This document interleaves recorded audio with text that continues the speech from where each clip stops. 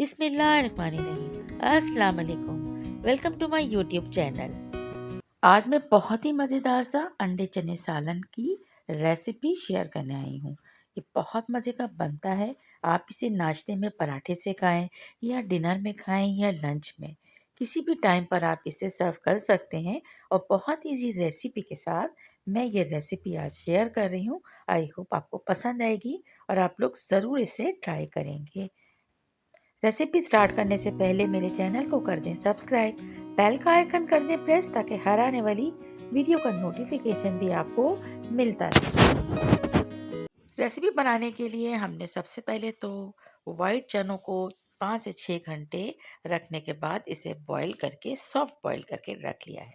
अब यहाँ पर हम एक कढ़ाई ले रहे हैं। इसके अंदर हम सबसे पहले 3 अदद हमने बॉयल एग्स लिए हैं और इनको हम फ्राई कर लेंगे। बस हल्का सा हमें इसे ऊपर से एक फ्राई करना है। इसके बाद इसकी ग्रेवी तैयार करेंगे।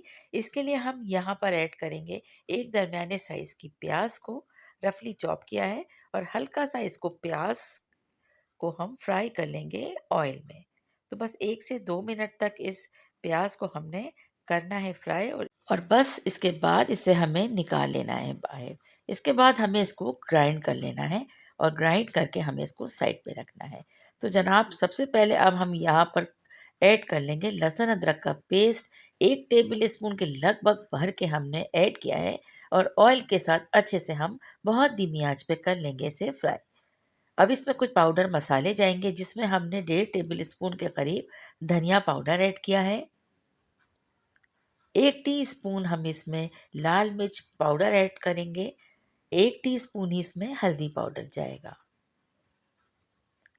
ज़ीरा पाउडर इसमें हम ऐड कर लेंगे हाफ टी स्पून। सॉल्ट इसमें हम ऐड करेंगे हाफ टी स्पून से कम, क्योंकि यहाँ पर हमने जब चने बॉईल किए थे उसमें भी हमने थोड़ा सा सॉल्ट ऐड कर दिया था। तो बस मसाला हल्का सा भूनने के बाद हम इसमें इतना पानी कुक डालेंगे कि ये अच्छे से कुक हो जाए। धीमी आंच पे हमने मसाले को रेडी करना है और यहाँ पर जो प्याज हमने ग्राइंड करके रखी थी वो हम कर लेंगे ऐड। प्याज को ऐड करने के बाद इसे अच्छी तरह से हम मिक्स कर लेंगे।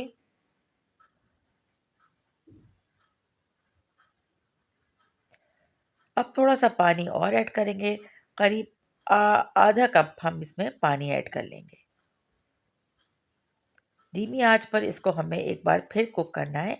मसाले को बहुत अच्छी तरीके से कुक कर लेना है ताकि तमाम जो महक है वो ख़त्म हो जाए। इसके बाद हम इसमें ऐड कर लेंगे आगे के इंग्रेडिएंट्स। अब देखिए मसाला भुन चुका है, अच्छा सा हो गया है तैयार। तो यहाँ पर अब हमने थोड़ी देर इसको ऑयल ऊपर आने तक भूनना है। इसके बाद बॉयल हुए हुए चनों को हमने ऐड किया है। यहाँ पे हम चने तकरीबन 1.5 से 2 कप के करीब ऐड करेंगे। चनों को मैंने बिल्कुल सॉफ्ट बॉयल करके रात में रख दिया था और अब मैं यहाँ पर इसके जब सालन तैयार कर रही हूँ तो यहाँ पर मुझे सिर्फ मसाला तैयार करना है और उसमें ऐड करना है। तो बस थोड़े से पानी के साथ हमने इन चनों को कुक करना है ताकि मसाले के साथ अच्छी तरह से कंडेंस हो जाए।